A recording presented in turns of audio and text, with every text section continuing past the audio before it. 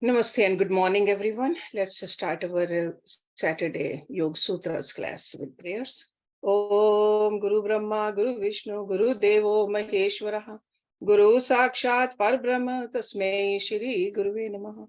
Om Bhur Bhavaswaha, Tatsavitra Varenayam, Bhargo Devasya Dhimahi, Dhiyo Yo Naha Prachodayat, Asto Ma Sadgamya, तमसो मा ज्योतिर्गम्य मृत्योर्मा अमृतं गम्य ओम सहनावतु सहनौ भुनक्तु सवीर्यं कर्वावहै तेजस्विनावधीतमस्तु मा विद्विषावहै ओम शांति शांति शांति.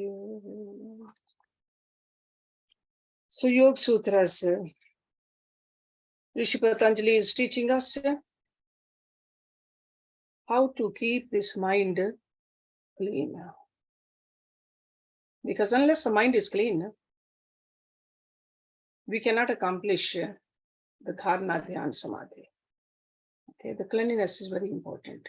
So last week we learned in Sutra number 33, where he told us, if you see somebody happy, think that they are your friends. Don't be jealous. And if you see somebody hurting, have compassion. Okay? You really cannot get rid of everybody's misery, but at least you can feel compassionate and you can clean your heart with that. Okay. Then he said there are some people who are doing a lot of punya karma. There's a lot of punya karma happening in the world. Feel joy about it, that at least some people are doing good deeds. Punya karma. Mudita. Mudita. Mudita is a very higher level of happiness. See, there are degrees to happiness also. Mudita is a higher level. And then there's a punya happening too. Non-virtuous deeds are also being happening. He said, upeksha. Upeksha. Okay. So, Maitri, Karuna, Mudita, Upeksha, respectively for Sukh, Dukh, Punya, Apunya. So, Sukh is with the Maitri, Dukh is with the Karuna, Punya is Mudita, and Apunya related to Upeksha. Okay. So, if we keep these attitudes, 4 attitudes, and learn where to apply them, then definitely your mind will get clean while living in this beautiful world. Okay. But Rishi Patanjali knows that we all have different temperaments. Everybody cannot work with the same kind of attitude. So that's why in the verse number 34, he is teaching us. So we can do that also. Or we can do that or this, whatever works for us. Okay, so there are several techniques. Because it is so important to clean the mind, that's why he is giving us numerous techniques to clean the mind. So we started looking at, in verse number 34, a special pranayama. He says, if you do this, because this pranayama is sure, you're doing the physical inhalation, exhalation, and holding of the breath, but at the same time, you are telling your mind to concentrate at one focal point. So when you do it repeatedly, regularly, with a lot of love, reverence, then of course mind will get clean. Okay, so this is for a cleansing of the mind pranayama. Prachchhardanavidharanabhyan prannasya. And I told you last time that there are 4 parts to it. And each step you have to just practice diligently. Even though you're already doing pranayam, nadi shuddhi pranayam, and other pranayams you are doing, but this pranayam with the help of the meditation. So this is, do this separate from the other pranayams, I would suggest. Okay, because Nadi Shuddhi, when you do, sure you are trying to cleanse your nadis. Bhasrika pranayam you are doing because you want to just make sure that there's a optimum level of energy in the body. But this pranayam you're doing it so that your mind get cleansed. So step one, I told you, let's just quickly go through it. Step one, I told you to inhale deeply through both nostrils like this, deeply, okay, deep breath. And at the pinnacle of the inhalation, you will close your right nostril. So that means with the thumb, you will close. And exhale forcefully through the left nostril. So you're keeping your right nostril closed and forcefully exhaling from the left. That's how you empty your lungs vigorously. And when that exhalation is complete, then inhale deeply through the left nostril. Very gently, very smoothly. So exhalation is forceful, inhalation is gentle.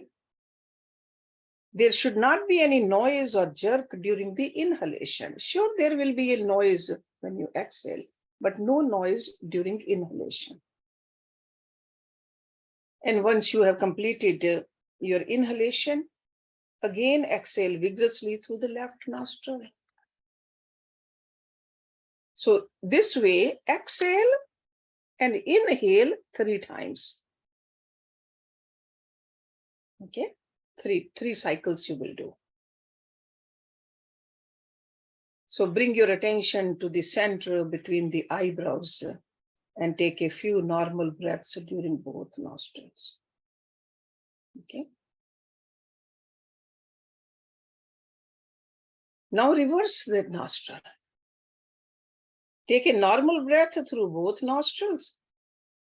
And this time exhale vigorously through the right nostril while keeping the left nostril closed. And then inhale gently and smoothly through the right nostril. So do this 3 times. Okay. So 3 times from the left, 3 times from the right. And in between, do the concentration. You got to bring your attention towards the middle of your eyebrows. That means the Agya Chakra. And take just normal breaths. Do not hold the breath. Okay.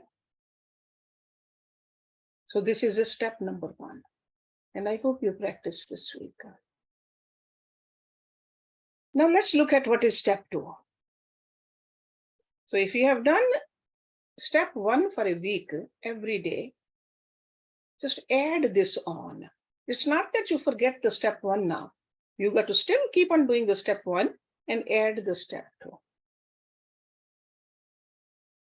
Close your right nostril just you did in step 1. But this time, both exhalation as well as inhalation are vigorous. So close your right nostril and exhale and inhale vigorously through the left. You got to make both the exhalation and the inhalation as deep and prolonged as possible. It's like your exhalation and inhalation both will be noisy. So you will hear the sound as the breath is going in and out. So exhale and inhale 3 times. When you have finished, bring your attention to your eyebrow center and concentrate in the Agya Chakra. Then close your left nostril. Take 3 forceful exhalation, inhalations through the right nostril. And again, close your eyes and concentrate at the Agya Chakra. So this completes step 2. Okay. So step 1, step 2. Step 1, exhalation was forceful, inhalation was very gentle. Step 2, inhalation, exhalation, both are vigorous. There's a sound in both of them. Okay, but do it only 3 times. You don't want to do too much, because the focal point over here is that you want to do the meditation in between, or concentration in between. Okay. Now the step 3. So I would suggest that if you are new to pranayams, wait another week for the next step 3. But if you're already doing other pranayams and meditation also, you can do all this. Okay. But make sure that don't do all of this in a hurry. You sit down, whether you want to sit down on a chair or on the floor, pay full attention, do it consciously. It's a very important task you are doing. Okay, you want to just make sure that full attention. So step 3, both exhalations and inhalations are rapid. See, there's a difference between rapid and forceful or vigorous. So again, you will close your right nostril, exhale and inhale rapidly through the left. And it's up to you how fast you want to do it. You may be breathing 40 to 70 breaths per minute if you are a seasoned practitioner. Okay. You got to have a full control over your diaphragm, your abdominal muscles, if your heart and lungs are in perfect health.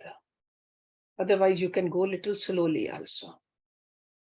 But make sure that your posture is really steady and stable. And if your nasal passages are neither dry nor too wet, then you can definitely accelerate your practice, your breathing. Okay, so everybody's body is a little different. On different days, you might feel it different, and you got to know what's really happening inside my body. Because when body is not comfortable, body is not healthy, it does affect our mind. So with yogic practices, we make our body healthy so that our mind can just be restful.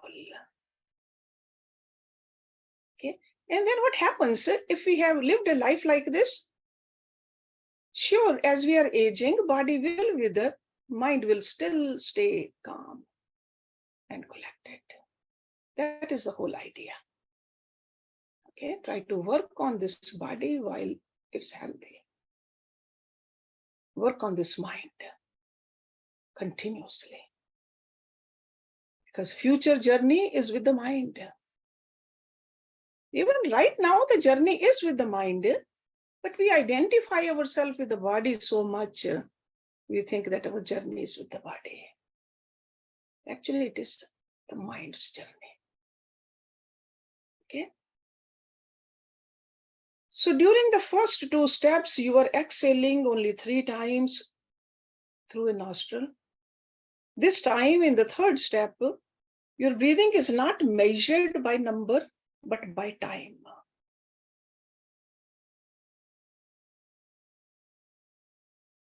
Do not exceed 1 minute. Okay, so I don't want you to just become, just think that if first time you do, you can just do that Bhasrika. This is actually Bhasrika you are doing. Okay, this vigorous is Bhasrika. Make sure you stay within your capacity. If after completing this step, you find your nasal passages completely dry, or if you have to swallow your saliva several times to moisten your throat, you have exceeded your capacity. Okay, then slow down. So continue practicing this step for some time before you, if you are new to the pranayams, before you attempt the step number 4. Okay. But rapidly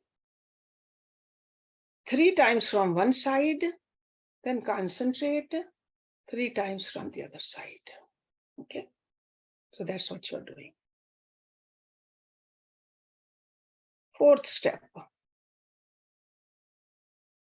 If anybody has a serious, any kind of a heart disease, make sure you talk to your doctor first. Because in the fourth step, you're holding your breath. Because holding the step really violates the normal laws of breathing physiology. So that's why you want to make sure that your body is healthy to hold the breath. So exhale and inhale vigorously and rapidly through your left nostril. Then suddenly, but mindfully, make your last exhalation deep and prolonged.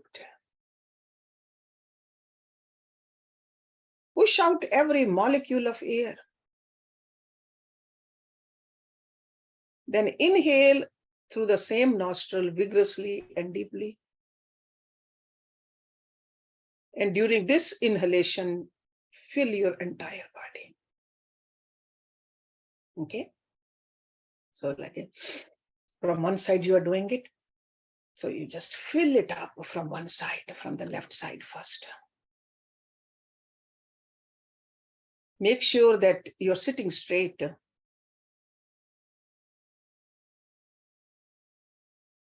Just feel that from your perineum to your head, it's like a cylinder. You just feel stretched. Mentally observe your spine, how it has stretched almost an inch. And at the pinnacle of your inhalation, close both of your nostrils and retain your breath. Okay, so you are not doing kumbhak after exhalation, you are doing kumbhak after inhalation. So this is an antar kumbhak you are doing.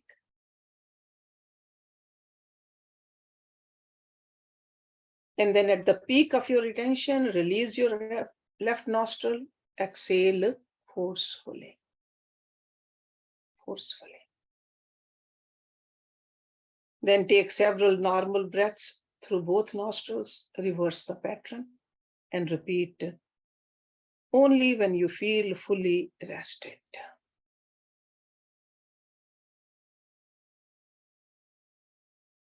So now you are exhaling and inhaling forcefully through the right nostril. Retain your breath, exhale through the right nostril, then breathe normally through both nostrils. Okay, so this is step number 4. So you all are familiar with the pranayama. So this pranayama, you are doing it mindfully. And after each step, or even during the steps also, you are doing several concentrations or meditations. That is the difference. And when you concentrate your mind, that Agya Chakra, mind does become clean, becomes focused, becomes peaceful.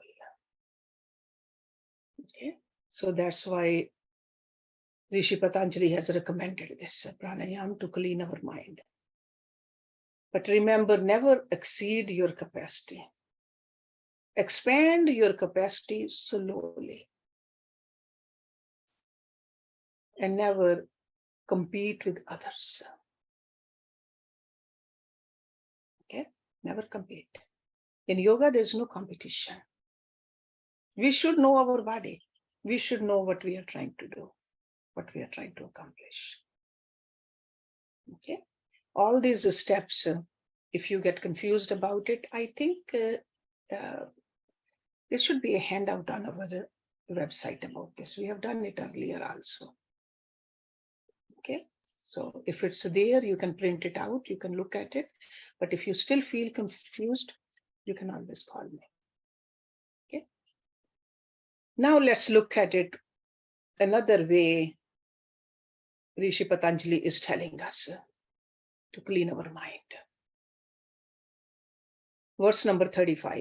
Vishayavati va pravritti utpannaha manasah, sthitinibandhini, vishayavati, accompanied by the object of the senses, vishayavati. Va means or. It could mean or and. So that means we can use all these techniques together also, or one at a time also. Okay, to clean our mind. Pravritti. Pra means special, vritti means modification of the mind. So together pravritti means a special modification of mind. So that means the mental modifications related to the subtle elements, which is called tanmatras. Utpanna, manifest, that which is born, utpanna. Manasah, related to the mind. Sthiti means state or stability. Ni means completely, definitely. Bandhini, that which binds, unites. So together, sthitinibandhini means that which binds the mind to a particular state. Or you can understand it as that which makes the mind become one-pointed. Because that's what we are trying to do. Cleaning the mind and at the same time learning how to bind the mind at one place. So this particular sutra says, or when a sensory experience manifests directly from inside, it leads the mind to a state of concentration. This is like an effortless concentration. This is a gift of a sensory experience arising from the inner realm. See, normally we get attracted in the outer field.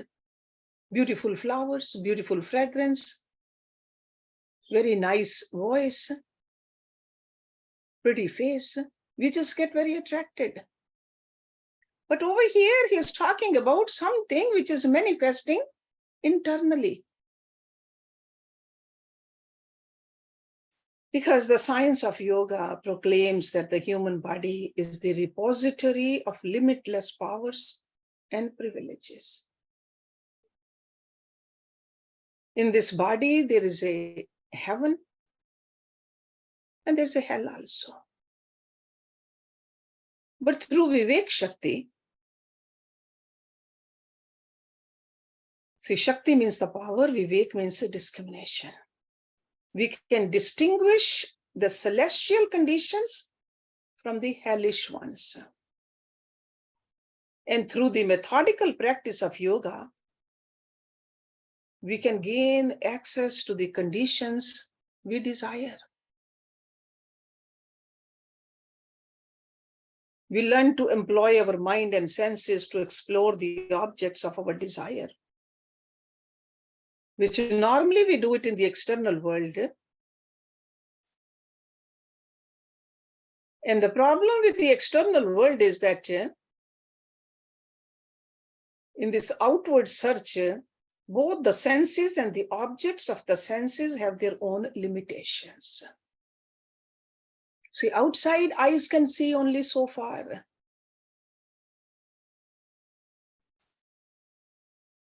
This tongue can taste only so much. Because as soon as the senses contact their corresponding objects, the objects are consumed and the senses are left with unsatisfied hunger. How much we can eat, how much we can see, how much we can travel. So the desire to find satisfaction forces the mind to keep pushing the senses to bring experiences to it again and again. That's why we never feel satisfied, because we want to get satisfied from the outer experiences. And in the process, the mind forms a habit of constantly running from one object to another. I did not find complete happiness in this object. Maybe another object can do it. This relationship I did not, maybe the second relationship I will. But it is never satisfied with the experience it gains through the senses in the external world. Because our external senses as well as external objects are limited. And eventually the capacity of the senses is drastically diminished and the mind becomes exhausted. That's what's called a scattered mind, tired mind. It has no capacity to see the truth. So that's why in this sutra, Rishi Patanjali is offering a solution to this problem.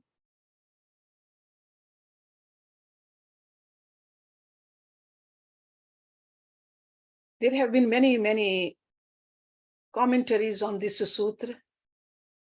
Rishi Vyas also wrote a commentary on this.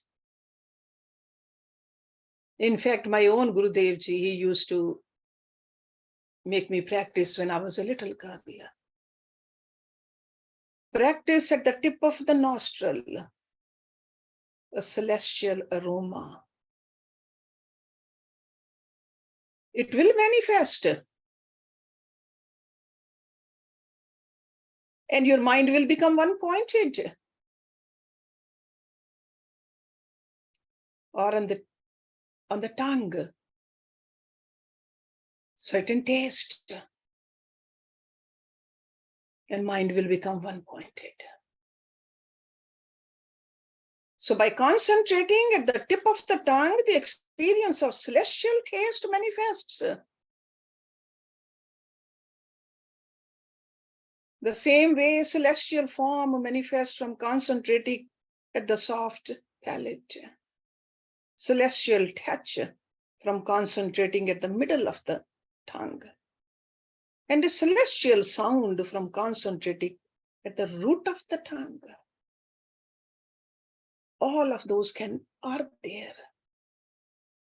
So manifestation of these extraordinary experiences captivates the mind. It will destroy all the doubts. Outwardly, experiences are limited. That's why doubts remain. But these celestial experiences, which are right inside us, all the doubts, they go away. And eventually, this process serves as the passage to Samadhi. Because mind is so fully concentrated, you are so detached from the external stimuli, and you just go into Samadhi.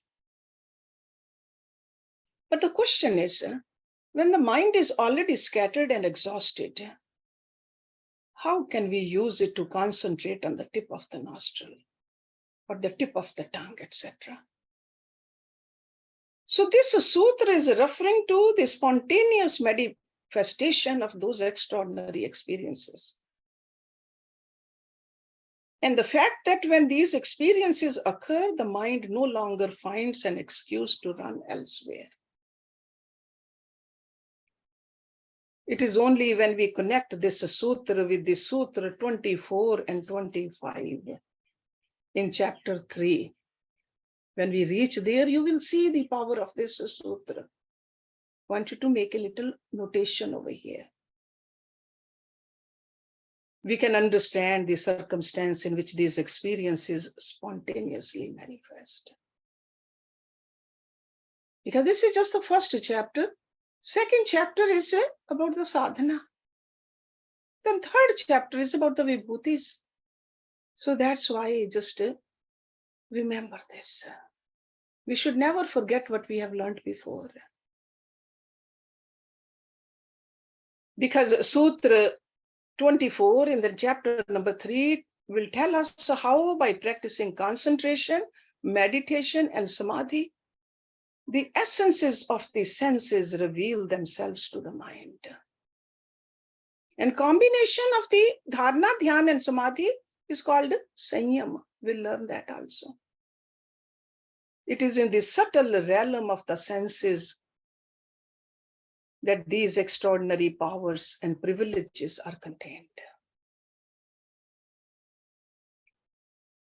So when, as a result of yoga sadhana, these privileges present themselves to the mind really feels thrilled. And this internal thrill makes our mind one-pointed. Because external thrill makes us run into this external world and makes us exhausted. But internal thrill makes it one-pointed. In other words, it's the state of wonder, having its origin in sensory revelation, that makes the mind naturally one-pointed. And only a one-pointed mind is fit to enter the samadhi.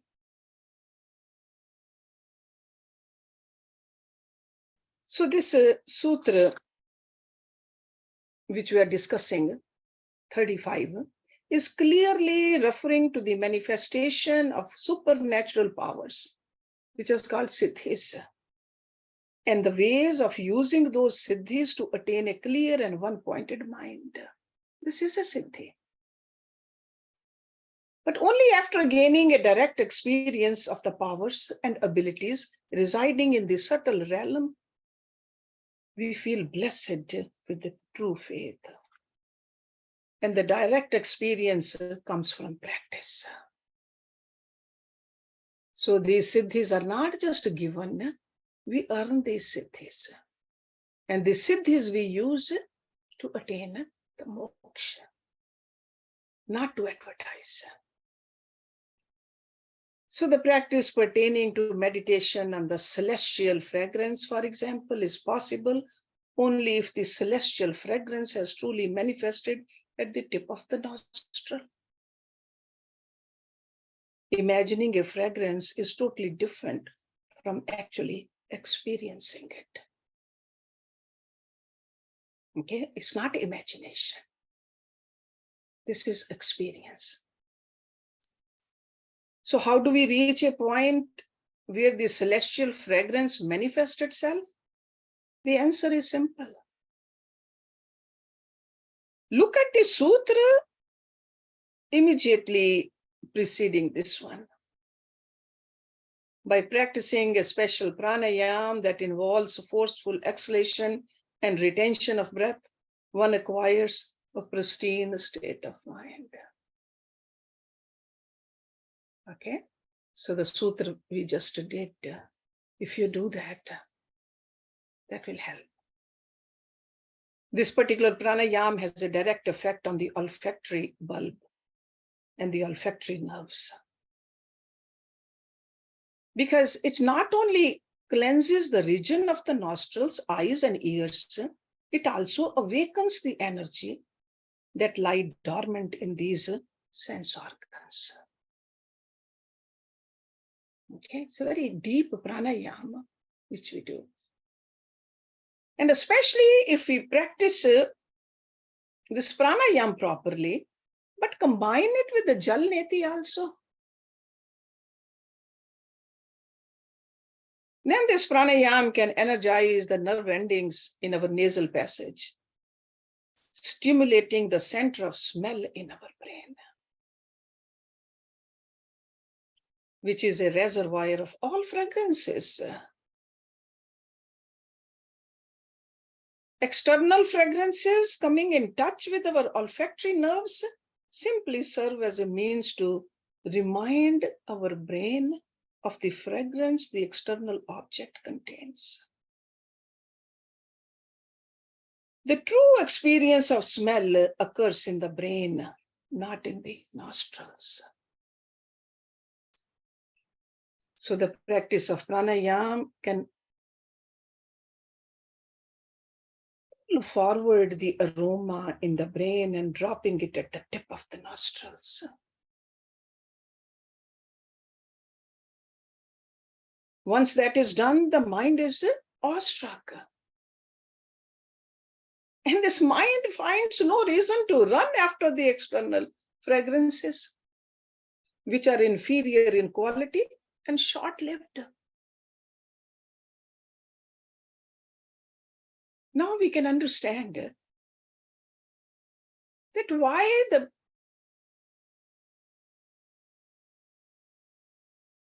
very, like a princes and the kings,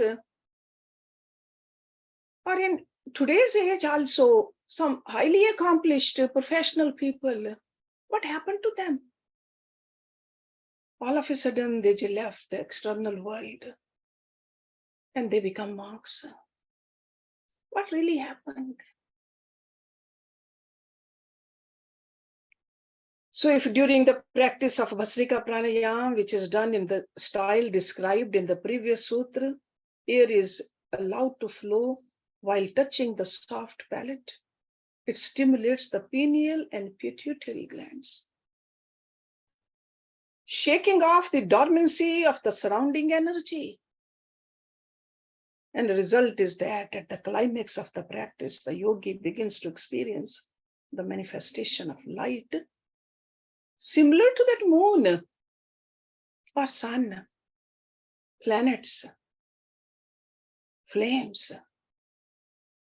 Once the light manifests from within, the mind becomes concentrated. Okay, this is what Rishi Patanjali is telling us. Practice, practice. Clean this body, clean this mind. Learn to make this as the super goal of our life. The whole universe is inside us. We just keep on running in the outer world, tire ourselves. Start the journey inward also. Outer world is not going to go with us when we leave this body. Our inner world is going to go. So we got to get a hold of that, to understand that. Be comfortable with this inner world. So this is what Rishi Patanjali is saying in this particular sutra. So now I'm going to just only recite the next sutra, and we'll discuss the detail next week of the next one. Verse number 36. He is giving another way we can concentrate our mind or clean our mind. Vishokaha va jyotishmati. This is verse number 36. Vishokaha. That which is devoid of worry or grief. Shok means grief. So Vishoka, that which is devoid of worry or grief. Va means and or. Jyotishmati, that which is filled with the light. That which is accompanied with light. When a state of worrylessness and effulgence manifests directly from inside, it leads the mind to a state of concentration. So that means an inner experience of that light, that inner light shining in the cave of the heart. That is a gift of non-attachment. And from that experience, perfect stability of mind arises. So we'll talk about this in a detail next week. So let's stop it here. And if you have any question, we can talk about it. Om Purnamada Purnamidam Purnat Purnam Udachyate Purnasya Purnamadaya Purnameva Vishishyate. Om Shanti Shanti Shanti Om. Thank you very much.